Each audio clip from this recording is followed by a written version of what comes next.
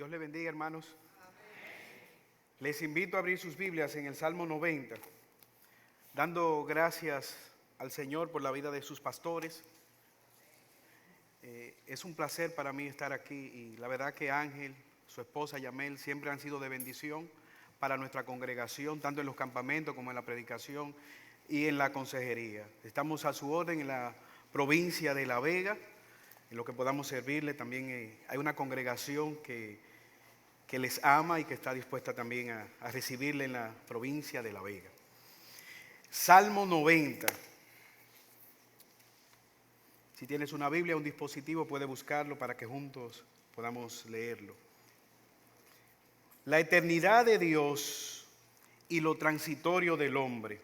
Oración de Moisés, hombre de Dios. Señor, tú has sido un refugio para nosotros, de generación en generación. Antes que los montes fueran engendrados y naciera en la tierra y el mundo, desde la eternidad y hasta la eternidad, tú eres Dios.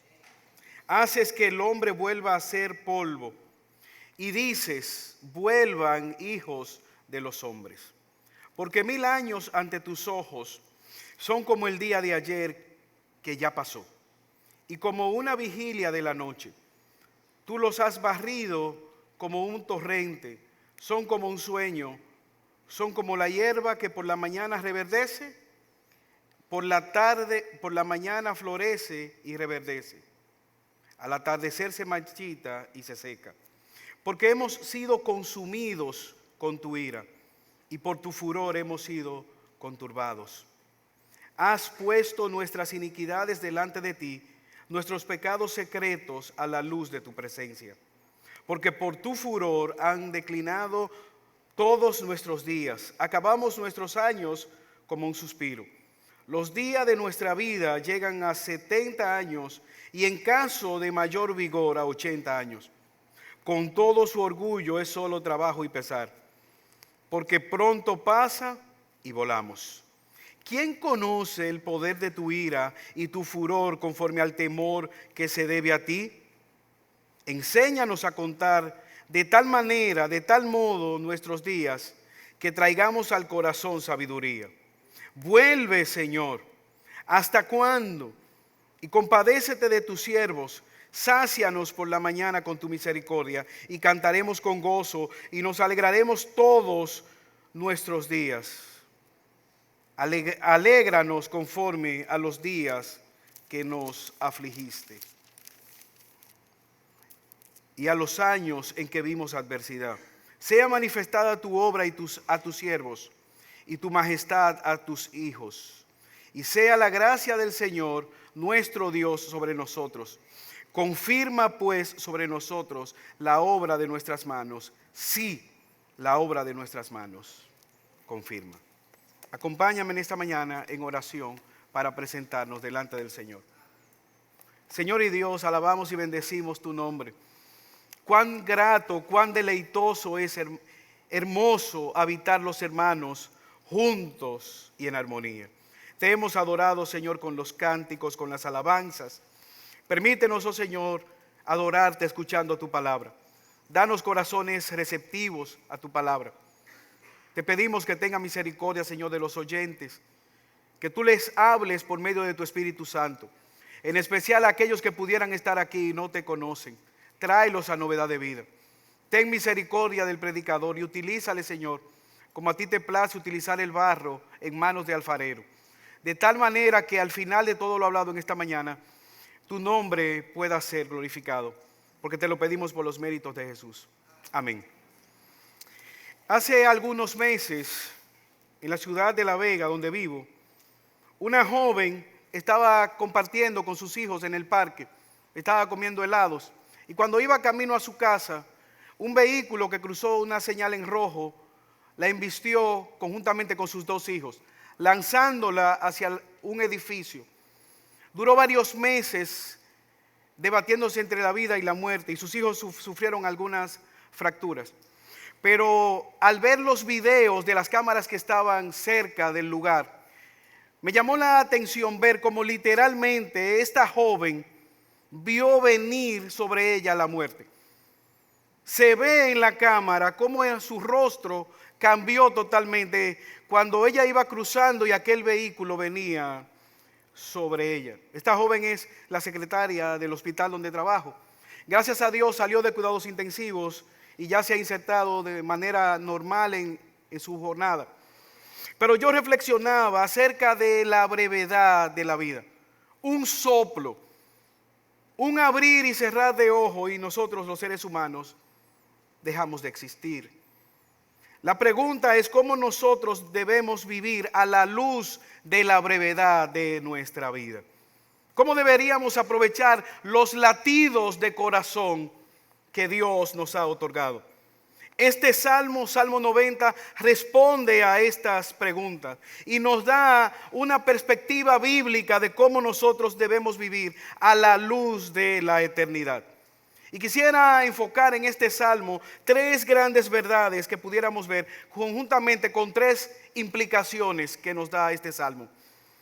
La primera, Dios es eternamente glorioso y demanda adoración de cada uno de nosotros.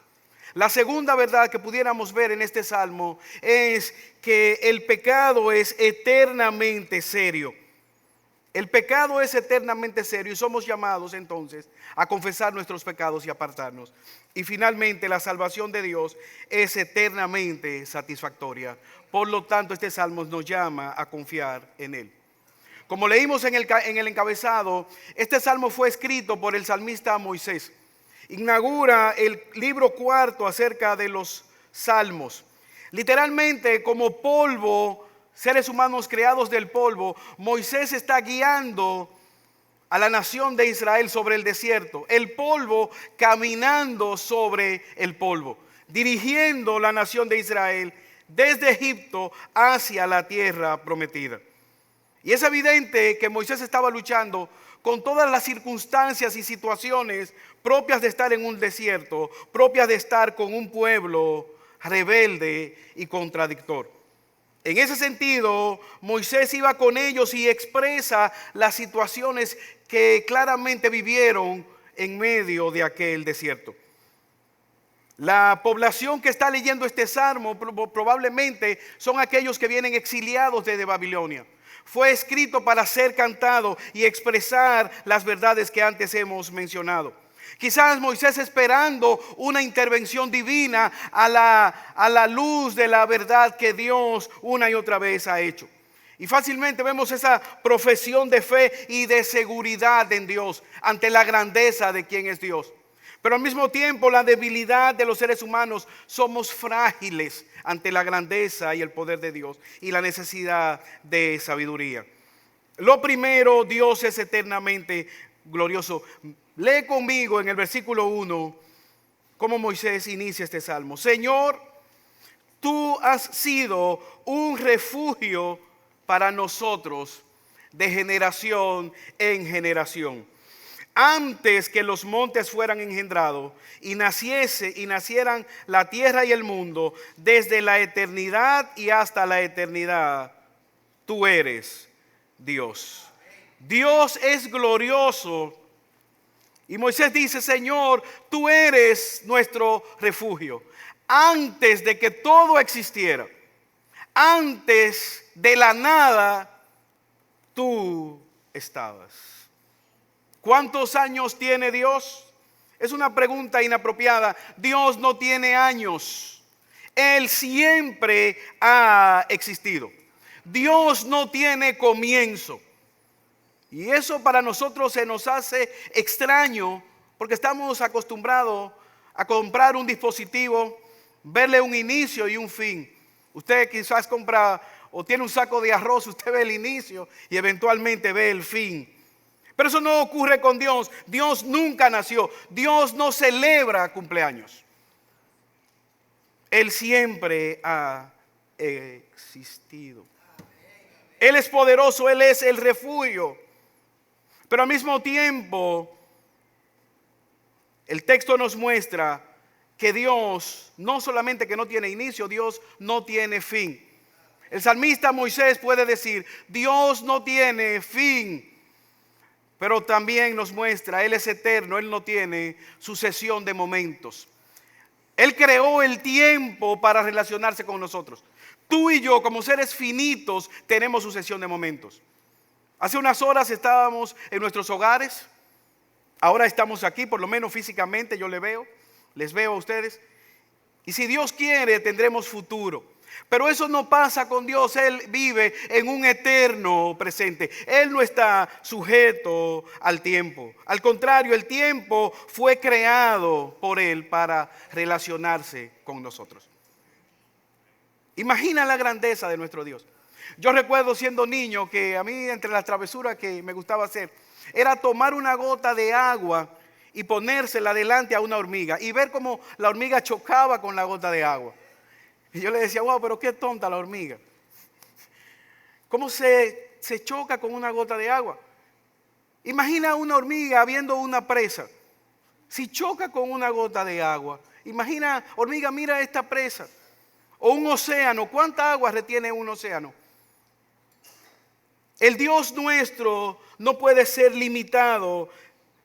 Manteniendo inmensamente la distancia, pudiéramos nosotros vernos como esa hormiga ante la grandeza, ante la eternidad, ante la gloria de nuestro Dios.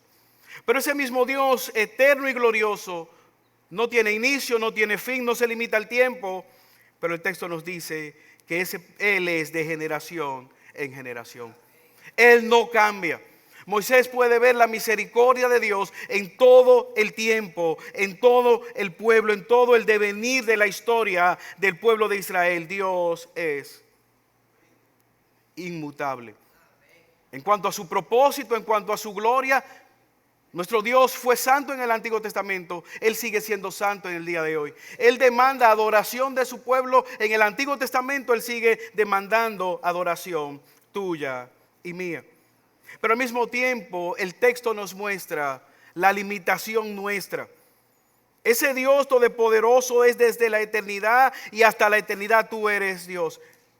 Versículo 2, antes que los montes fueran engendrados y naciese la tierra y el mundo, desde la eternidad y hasta la eternidad tú eres Dios. Ese es el refugio del Dios de Israel.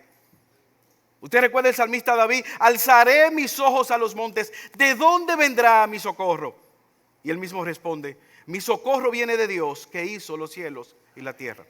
Una ciudad fortificada, una ciudad escondida en una montaña, estaba resguardada por los montes, pudiera fácilmente alguien escapar a los montes, encontrar resguardo. El salmista decía, tú eres el Dios que creó la montaña.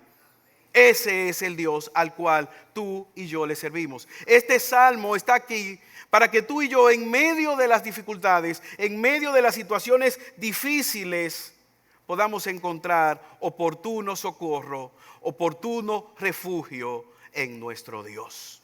Él es aquel que sigue siendo el refugio de su pueblo. Él es aquel que sigue siendo guardián de aquellos que pueden confiar en Él. Pero al mismo tiempo el pasaje nos muestra otro elemento a ser resaltado. La brevedad del ser humano, la brevedad de la vida. Mira el versículo 3. Haces que el hombre vuelva a ser polvo y dices, vuelvan a mí, hijo de los hombres, porque 1000 años ante tus ojos son como el día de ayer que ya pasó y como una vigilia de la noche. Tú los has barrido como un torrente, son como un sueño. Mira la brevedad de la vida. 1000 años ante tus ojos son como el día de ayer. El salmista Moisés resalta la brevedad de nuestra vida y lo compara con una flor, con una neblina, con una hierba. Y en el contexto nuestro quizás las hierbas pueden vivir un poco más. Pero como más adelante vamos a leer, en esta tierra árida, seca, una planta de hierba podía perfectamente salir en la mañana, florecer y ya al otro día el sol salía y la secaba. Nuestra vida, la luz de la eternidad, es muy breve. Imagina que alguien preguntara, ¿y qué tan fuerte es ese ejército? ¿Es tan poderoso? como una flor. Es tan duradero como la neblina de la mañana. Están tan fortalecidos, tan sólidos como la planta de la hierba. Ese ejército es tan rápido como una oruga. Y déjame decirte algo. La Biblia nos define como ovejas. Y ningún equipo deportivo tiene una mascota que sea una oveja. Las ovejas son débiles, indefensas, no tienen alas, no tienen velocidad, no tienen una piel endurecida para resistir quizás una mordida de un animal depredador. No tienen mimetismo, no tienen garras. De hecho, se dice que una oveja puede caer en un barranco y las demás humildemente la siguen y se tiran hacia el barranco. Un lobo puede acabar con toda una manada de ovejas en una sola noche. ¿Dónde está la seguridad de la oveja? En la confianza que tiene en sus pastores, en el ser cuidada por sus pastores. Y Dios se define como ese buen pastor que cuida a su rebaño. Tú y yo dependemos del cuidado de Dios. Tú y yo debemos buscar ese refugio que es nuestro Dios. Esto cobra implicaciones para nosotros porque con mucha frecuencia somos consumidos por la temporalidad. Nuestras vidas están consumidas o enfocadas única y exclusivamente en los afanes del día de hoy. ¿Has pensado tú cómo estás viviendo a la luz de la eternidad en esta mañana? ¿Has pensado tú en la brevedad de tu vida? Pero súmale a esto que muchas veces buscamos la gratificación inmediata e instantánea. Si me da placer, tiene que ser bueno, piensan algunos. Pero por otro lado, la vida nuestra cambia cuando enfocamos y ponemos nuestras miradas en la eternidad, en la grandeza de nuestro Dios, en que Él es nuestro refugio y en la brevedad de nuestras vidas. Es interesante que tú y yo podamos enfocar en buscar y adorar a ese Dios que es nuestro refugio. Ahora yo quisiera preguntarte, ¿dónde está tu confianza en esta mañana? Porque a veces podemos cantar a ese Dios, a veces podemos leer acerca de ese Dios y no conocer al Dios que el salmista Moisés está describiendo. En mi casa hay en la parte lateral de la nevera, tenemos unas cuantas fotos imantadas de algunos familiares y están ahí en esa parte lateral de la nevera. Algunos de esos familiares ya no están vivos, pero están ahí y a veces uno los mira y se acuerda. Pudiera tú tener en esta mañana a Dios quizás en la parte lateral de la nevera emocional de tu vida. Quizás tienes a Dios en el lugar donde tienes el gato de tu vehículo, que tú sabes que está ahí quizás con el botiquín y vas a acudir a Él cuando se te piche una goma. Pudieras tú estar en esta mañana y no tomar en consideración la grandeza de ese Dios. Tener a Dios para una enfermedad que un jarabe no pueda curar. Tener a Dios ahí para alguna situación difícil que una tarjeta de crédito no pueda resolver. Yo te pregunto en esta mañana, ¿en qué lugar de tu vida está Dios? ¿Cuál es la relación que tú tienes con ese Dios verdadero? ¿Gobierna Dios tu vida? Si evaluáramos tus decisiones a la luz de la brevedad de tu vida y la eternidad de Dios, ¿podemos nosotros ver las escrituras en las decisiones que estás tomando? ¿Qué hablar de los recursos? ¿Están en disposición? ¿Están siendo invertidos a la luz de la eternidad? El salmista puede ver la gloria de Dios y él mismo tener una disposición para adorar a Dios con todo lo que Él es. ¿Por qué? Porque Dios es eternamente glorioso. Pero hay un segundo elemento que nos muestra el pasaje. El pecado es eternamente serio. Somos frágiles. Versículo 7, léelo conmigo. Porque hemos sido consumidos con tu ira. Por tu furor, por tu ira, hemos sido conturbados. Has puesto nuestras iniquidades delante de ti, nuestros pecados secretos a la luz de tu presencia. Porque por tu furor han declinado todos nuestros días. Acabamos nuestros años como un suspiro. Los días de nuestra vida llegan a 70 años y en caso de mayor vigor a 80 años. Con todo su orgullo es solo trabajo y pesar, porque pronto pasa y volamos. ¿Quién conoce el poder de tu ira y tu furor conforme al temor que se debe a ti? Inmediatamente Moisés reflexiona, al ver la eternidad de Dios, él puede ver la fragilidad. 70 años y 80 los que son más robustos. Pero al mismo tiempo el salmista puede ver ese Dios poderoso, ese Dios eterno, ese Dios santo. Y el salmista dice, delante de ti están nuestros pecados. Aún aquellos que son ocultos a la humanidad, a los demás, tú los conoces. Y esto produce temor. ¿Cómo nosotros queremos estar o podemos estar delante de un Dios que es omnisciente, que es santo, que tiene conciencia de nuestros pecados, que es inmutablemente santo? ¿Quién quisiera estar de pie ante la santidad de ese Dios? Por tu ira, por tu furor somos consumidos. El pecado es eternamente serio. ¿Sabes por qué? Porque el pecado es una afrenta contra un Dios santo. Y otra cosa que hace el pecado es que nos roba la vida. Antes de Génesis 3, el hombre tenía plena comunión con Dios. Pero inmediatamente pecó, con el pecado entró la muerte. Y todos nosotros pecamos. Pecamos en Adán y pecamos de manera voluntaria. Ahora, quizás alguien puede pensar que eso es exageración, que siempre los creyentes o los evangélicos están quizás exagerando con respecto a la seriedad del pecado. Yo tengo una cuñada y a veces sus hijos hacen algo, están jugando descalzo en el jardín y ella viene y les dice, ¿ustedes están jugando descalzos? Ustedes no saben que en Indonesia había un niño jugando descalzo y se expuso a una calabaza o se expuso a un caracol y cogió una toxina y se le fue al cerebro y quedó paralítico. Usted no sabe que había una niña meciéndose con ímpetu en un columpio. El columpio se rompió y se fracturó una pierna. Y así son las historias que ellas hacen a sus hijos, que todos nos sorprendemos. De hecho, a una sobrina le pregunté que si quería algo de una cafetería. Y ella me dijo, sí, tío, tráeme un chocolate de los que dan diabetes. O sea, ella asumía que los mejores chocolates eran los que daban diabetes. O sea, ella le decía, ¿estás comiendo chocolate? Eso da diabetes. Exagerando un poco. Y ellos me miran, yo, bueno, esa estadística o esos datos, yo no sé dónde que ella los está sacando.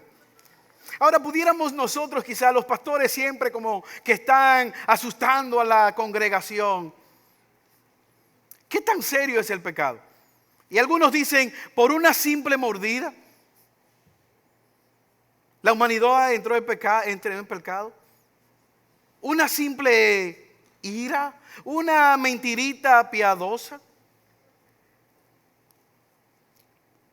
¿No estará exagerando las Escrituras?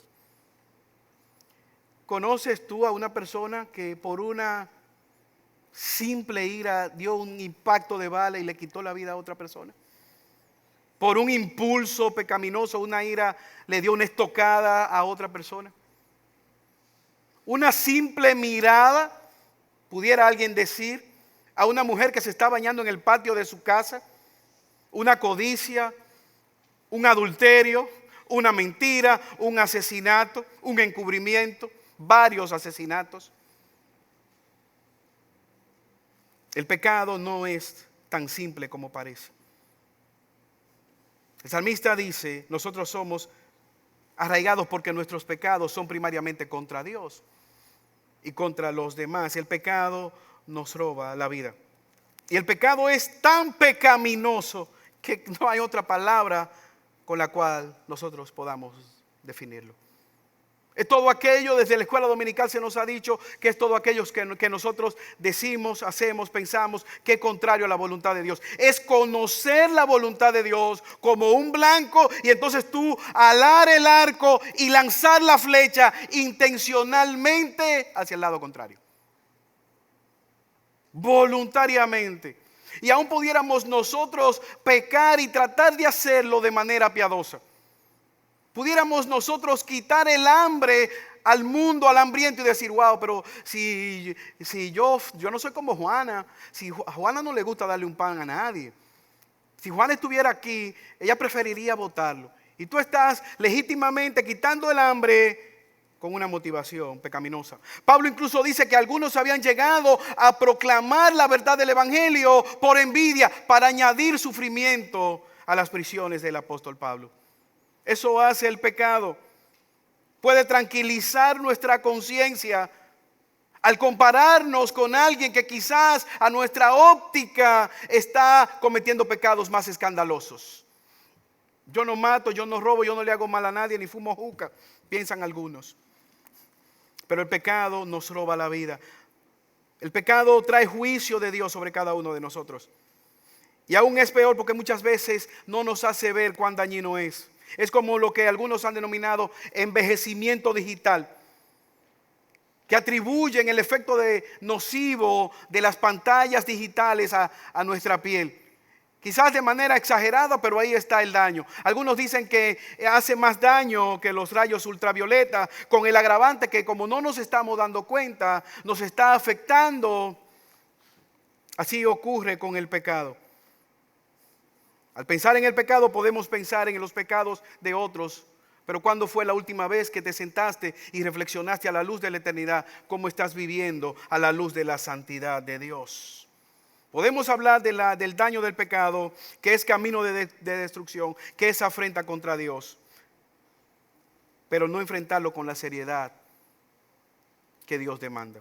Es eternamente serio, nos expone ante la santidad de Dios, nos hace reos de la justa ira de Dios, porque por tu furor han declinado nuestros días.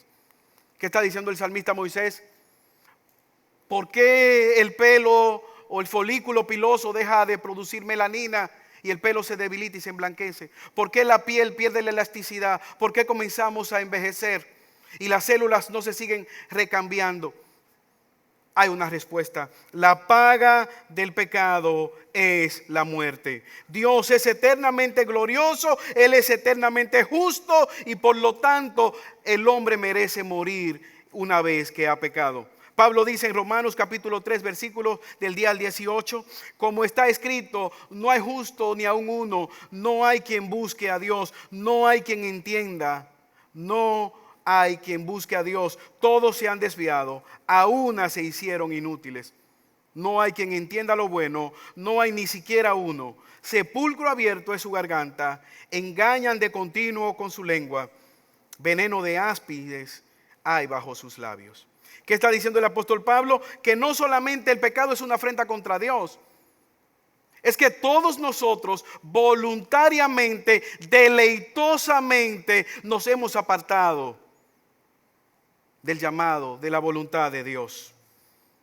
Que no nos interesa entender, que no buscamos a Dios, que nos hemos alejado, que nos hemos vuelto inútiles, esclavos al pecado y por lo tanto recipiente de la justa ira de Dios.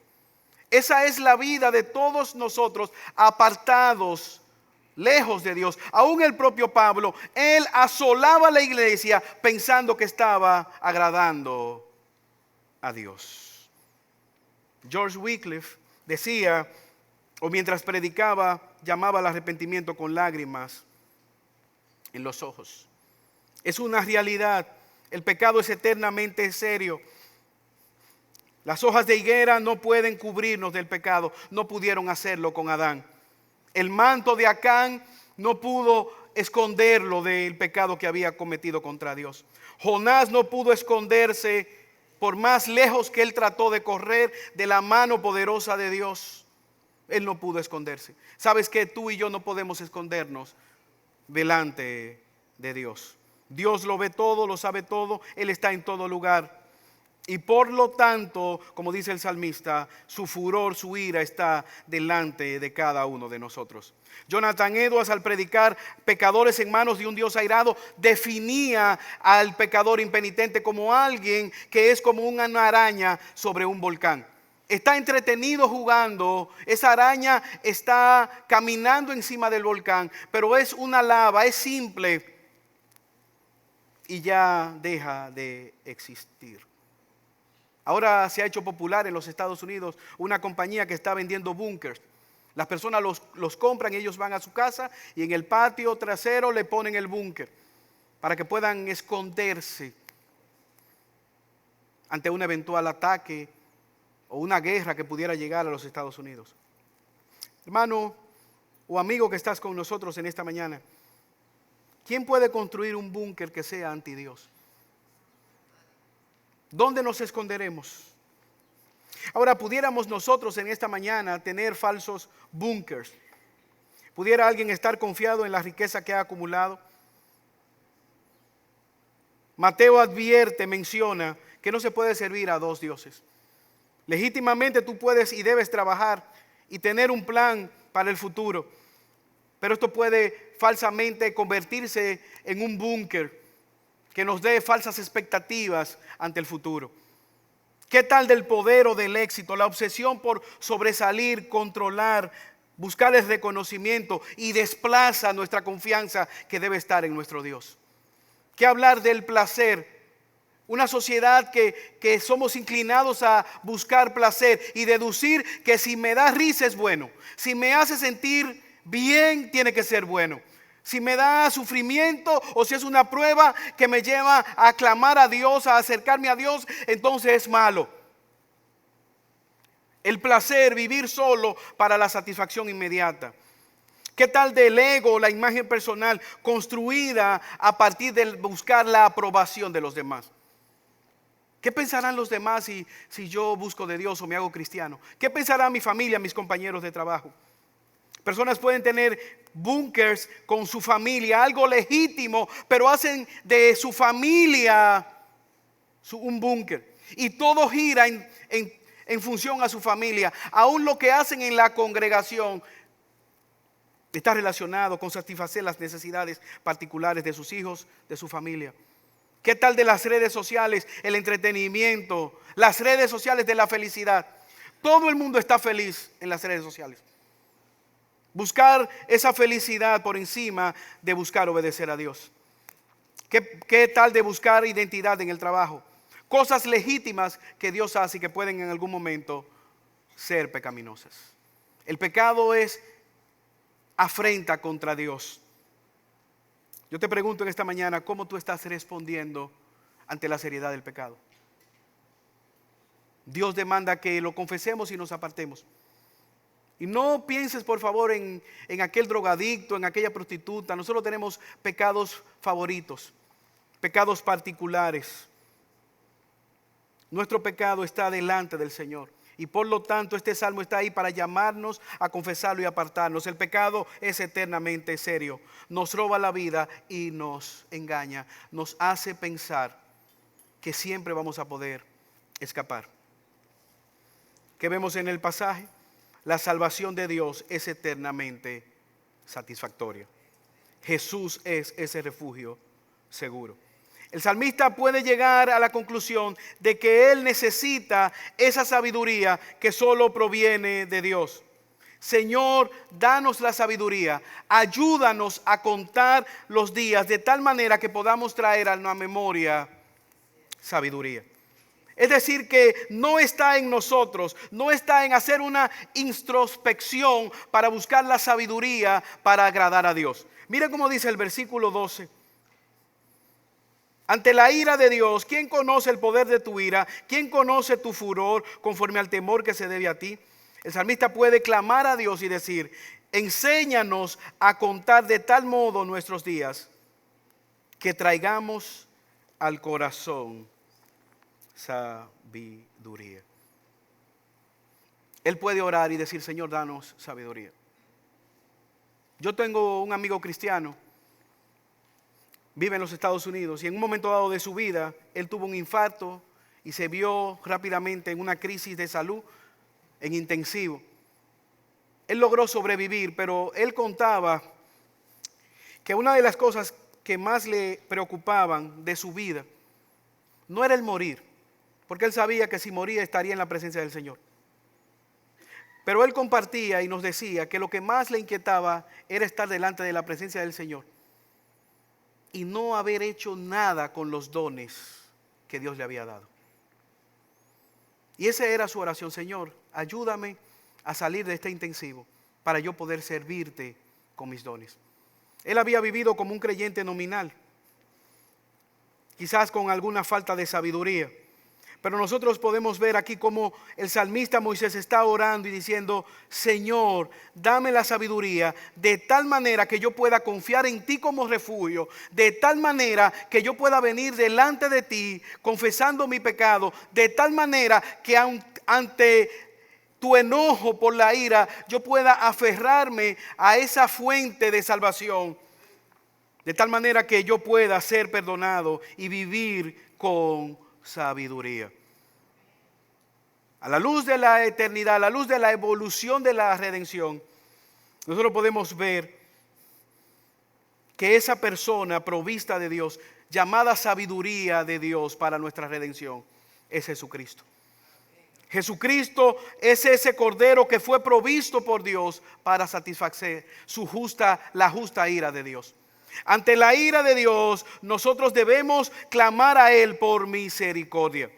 Mira cómo el salmista dice: enséñanos, compadécete, sácianos, alégranos, confirma las obras de tus manos.